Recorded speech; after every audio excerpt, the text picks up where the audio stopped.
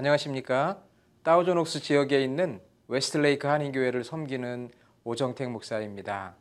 오늘은 마가복음 10장 21절, 22절의 말씀을 가지고 마주침에서 만남으로 라는 제목으로 같이 말씀의 은혜를 나누도록 하겠습니다.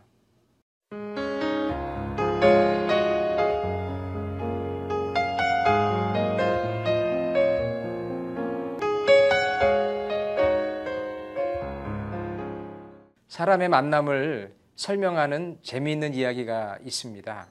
사람의 만남을 꽃과 같은 만남이라고 이야기합니다. 이 꽃은 처음엔 아름답지만 시간이 지나면 시들어 버리죠. 그래서 만나면 즐겁고 매력적이지만 시간이 지나면 시들어 버리는 만남을 꽃과 같은 만남이라고 합니다. 또 생선과 같은 만남이 있다고 합니다. 여러분, 생선은 비린내가 나잖아요. 그러니까 사람들이 서로 이렇게 만났을 때 뭔가 감정이 상하는 만남을 말하는 거죠. 왠지 만나면은 기분이 안 좋은 그런 만남, 이것을 생선과 같은 만남이라고 이야기를 합니다. 그런데 세 번째 만남은 손수건 같은 만남이라고 합니다. 여러분, 손수건 항상 이제 가지고 다니죠. 물론 미국에서는 이 손수건을 많이 갖고 다니지는 않지만 이 손수건은 땀을 흘릴 때 닦아주고 또 눈물을 흘릴 때 닦아주고 항상 함께하는 만남이죠. 그러니까 손수건과 같은 만남은 늘 함께하면서 슬플 때 위로해주고 또 기쁠 때 함께하는 만남, 그걸 손수건과 같은 만남이라고 하는데, 우리 모든 시청자분들도 손수건과 같은 그런 복된 만남들을 이루어 가셨으면 좋겠습니다. 이 만남을 생각해 볼 때에 모든 것이 다 만남은 아닌 것 같습니다. 어떤 경우는 사람과 사람이 만나긴 하는데 이게 마주침으로 끝나는 거예요. 그냥 마주치고 끝나버리는 거죠.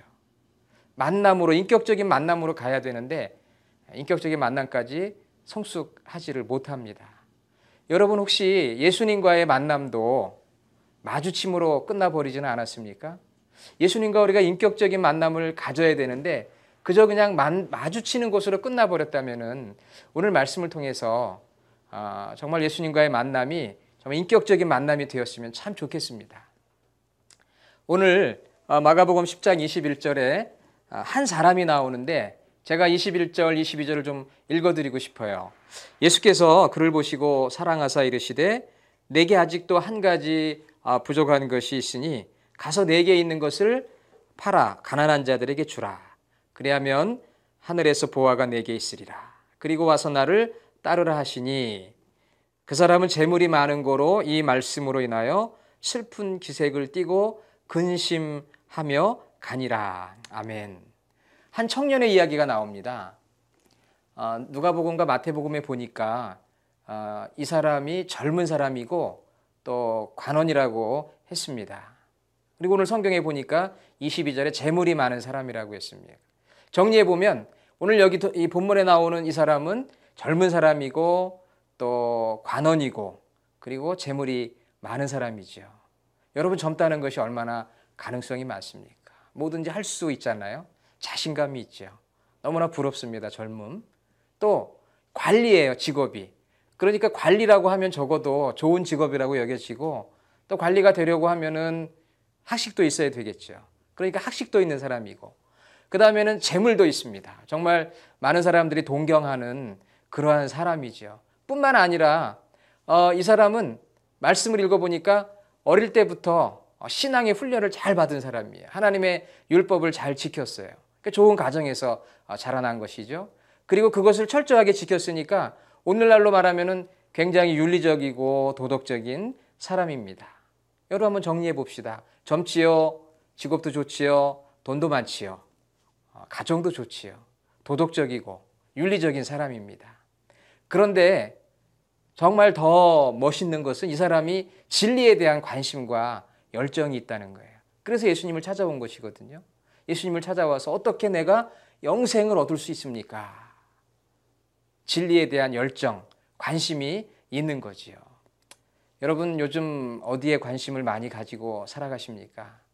건강 문제, 또 우리 재정 문제, 자녀들 진로 문제, 또 은퇴 이후 노후의 문제들, 우리가 많이 관심을 갖고 여기저기 어떻게 하면 이 문제를 해결받을 수 있을까 궁금해서 묻기도 하고 기도하기도 합니다. 이 사람이 그랬어요. 이렇게 영적인 그런 질문을 가지고 또 이 사람은 통찰력이 있었습니다.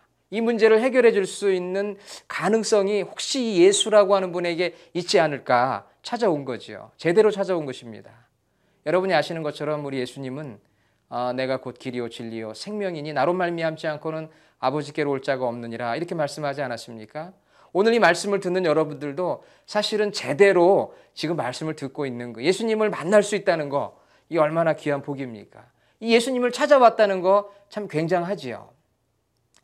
그런데 제가 이 말씀을 읽어보면서 이 사람의 이런 훌륭한 점들도 많이 있지만 조금 보니까 단점도 있어요. 이 사람의 단점을 찾는다는 건 별로 바람직하지는 않지만 한번 제가 찾아보니까 이 사람은 좀 감정이 앞서고 경솔한 사람 같습니다. 왜냐하면 예수님이 이렇게 길을 가실 때 뛰어와서 다 무릎을 꿇어요.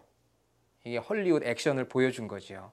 뭔가 이렇게 좀 감정이 앞섭니다. 왜 감정이 앞선다고 생각하냐면 나중에 이 사람이 예수님을 만난 뒤에 더 생각해 보지도 않고 슬픈 기색을 띠고 근심하며 떠났다는 것. 처음에는 정말 예수님 앞에 나와서 내 이 영생의 문제, 진리의 문제를 가지고 예수님께 어프로치 했는데 그 다음에는 뒤도 돌아보지 않고 떠나는 이 청년의 모습을 보니까 좀 감정적이고 경솔한 모습도 있다. 그리고 예수님을 만난 다음에 선한 선생님 이렇게 이야기를 합니다. 그러자 예수님께서 이 청년의 예수님을 향한 어떤 감정적인 그 뭐라고 그럴까요? 아부 이런 걸 느꼈던 것 같아요. 그래서 이 청년에게 하나님 한 분 외에는 선한 사람이 없다. 그렇게 딱 잘라 말씀하셨어요.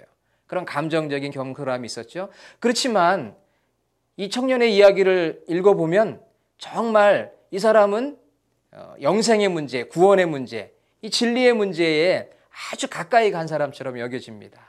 겉으로 보면 정말 그래요. 제가 판단해봐도 그럴 것 같습니다. 그런데 예수님은 사람의 그 중심을 보시잖아요. 이 부자 청년, 이 관리의 중심을 보셨어요. 중심을 보셨어요. 그래서 어떻게 하면 영생을 얻을 수 있습니까? 라고 하는 이 청년에게 네가 가지고 있는 재물을 팔아서 가난한 자를 돕고 나를 따르라 그랬습니다. 여러분 구원을 받고 영생을 얻는 것, 천국 백성이 되는 그 비결이 어디에 있습니까? 주님을 따르는 데 있는 거죠. Follow me. 예수님을 따르는 것. 거기에 영생의 길이 있습니다. 왜냐하면은 우리 예수님이 영생을 주시는 분이잖아요. 그리고 이 영생이라는 것은 우리의 이 죽음을 초월한 영원한 생명이지만 예수 그리스도를 통해서 죄와 사망의 권세에서 해방된 그 생명이 바로 영생이기 때문에 예수님 많이 주실 수 있는 거예요. 그래서 예수님은 그 영생을 얻으려면 나를 따라와야 된다. 뭐 율법을 지켜 선한 일을 행해서 되는 것이 아니고 나를 따라야 된다. 그러나 내가 너를 보니까 나를 따르는데 걸림돌이 되는 것이 있어. 그거를 제거해야 된다. 내려놓아야 된다. 바로 그게 물질이다. 이렇게 말씀을 한 것입니다. 정말 이 청년에게는 물질이 너무 소중했던 것 같아요. 그래서 예수님을 따르지 못하고 결국은 예수님의 영생에 대한 제안을 받고서도 기회를 놓쳤어요. 결단할 수 있는 기회를 놓치고 결국은 떠나가 버리게 된 것이죠. 예수님이 말씀한 건 무엇입니까? 소중한 것을 내려놓아야 정말 소중한 것을 얻는다는 거지요. 율법을 지키고 선한 일을 행한다고 영생을 받는 것이 아니고 예수 그리스도를 따라야 되는 거지요. 그러나 이 청년은 그렇지 않았습니다. 겉으로는 영생을 추구하는 것 같았지만 그 마음속 깊은 곳에는 이미 물질과 현실, 이 세속적인 게 자리 잡고 있었어요. 그 문제를 해결받았어야 되는데 해결을 받지 못하게 된 거지요. 그럼 우리가 어떻게 영생을 받을 수 있습니까? 이 본문 위에 보면은 어린아이에 대한 이야기가 나옵니다. 13절부터 16절인데 거기에 보면 예수님께서 어린아이를 영접하고 안수하고 축복하는 이야기가 나와요. 이게 우연히 된 일이 아닙니다. 예수님께서 이 어린아이와 이 부자 청년을 이렇게 비교하고 있어요. 그래서 이 부자 청년에 대한 해답을 어린아이 그 사건에서 우리에게 주십니다. 어린아이가 어떻게 예수님의 품에 안겨서 축복을 받을 수 있었느냐? 바로 어린아이의 그러한 겸손함, 한계와 무능을 인정하고 겸손하게 예수님을 바라보는 것. 또 순수함, 겉과 속이 다르지 않은 거죠. 또 의존성, 정말 예수님의 가르침을 온전히 순종하는 그 의존성. 그러니까 그 세 가지가 필요하다는 거예요. 영생을 얻기 위해서는 겸손하게, 순수하게, 정말 주님을 의존하는 그 내면의 세계를 가지고 예수님을 따라야 하지, 내가 가지고 있는 교만함, 선행, 율법, 이것으로 되는 것이 아니라는 것을 예수님 말씀해 주셨습니다. 여러분들도 이 청년처럼 그냥 예수님을 마주치는 그런 인생이 아니라 정말 어린아이와 같이 순수하고 겸손하고 의존성 있는 그 내면의 세계를 가지고 주님의 품에 안길 때 바로 우리가 주님이 주시는 영생을 누릴 수 있게 될 줄로 믿습니다.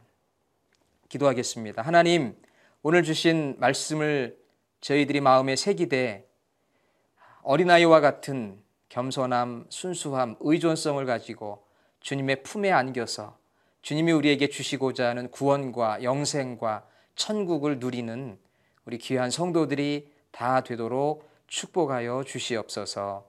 예수님의 이름으로 기도드립니다. 아멘.